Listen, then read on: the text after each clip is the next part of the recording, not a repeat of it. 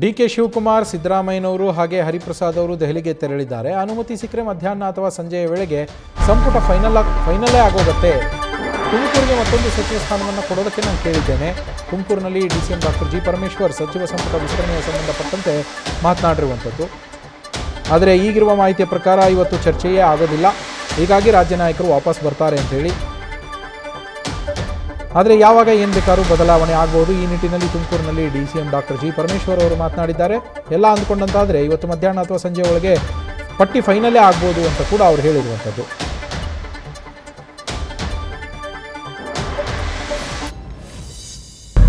ಈಗ ಹೋಗಿದ್ದಾರೆ ನಮ್ಮ ಮುಖ್ಯಮಂತ್ರಿಗಳು ಶಿವಕುಮಾರ್ ಅವರು ಮತ್ತು ಅಧ್ಯಕ್ಷರು ಹರಿಪ್ರಸಾದ್ ಅವರು, ಮಾಜಿ ಮುಖ್ಯಮಂತ್ರಿಗಳು ಸಿದ್ದರಾಮಯ್ಯನವರು ಎಲ್ಲರೂ ಹೋಗಿದ್ದಾರೆ.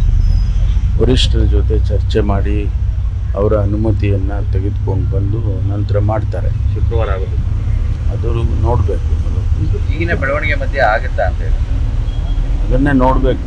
ಯಾವುದು ಯಾವ ರೀತಿ ಬೆಳವಣಿಗೆಗಳಾಗುತ್ತೆ ಅನ್ನೋದು ಭವಿಷ್ಯ ಮಧ್ಯಾಹ್ನ ಅಥವಾ ಸಂಜೆ ಗೊತ್ತಾಗುತ್ತೆ. ತುಮಕೂರಿಗೆ ಮತ್ತೊಂದು ಸಚಿವ ಸ್ಥಾನ ಕೊಡಬೇಕು ಅನ್ನುವಂಥದ್ದು ಹೋಗಿರ್ತಕ್ಕಂಥದ್ದು ಕೊಡಬೇಕು ಅಂತ ನಾನು ಹೇಳಿದ್ದೇನೆ. ಯಾಕೆಂದ್ರೆ ನಮ್ಮ ಜಿಲ್ಲೆ ದೊಡ್ಡ ಜಿಲ್ಲೆ. ಮೊದಲು 13 ಕ್ಷೇತ್ರ ಇತ್ತು, ಈಗ 11 ಕ್ಷೇತ್ರ ಇದೆ. ಹಾಗಾಗಿ ದೊಡ್ಡ ಜಿಲ್ಲೆ, ಮತ್ತೊಂದು ಸಚಿವ ಸ್ಥಾನ ಕೊಡಿ ಅಂತೇಳಿ ನಾನು ಕೂಡ ಹೇಳಿದ್ದೇನೆ. ಅದು ಹೇಗೆ ಅವರು ಮಾಡ್ತಾರೆ ನೋಡಬೇಕು. ನ್ಯೂಸ್ ಫಸ್ಟ್ ನಿರ್ಭೀತಿಯಿಂದ ನಿಮ್ಮ ಪರವಾಗಿ.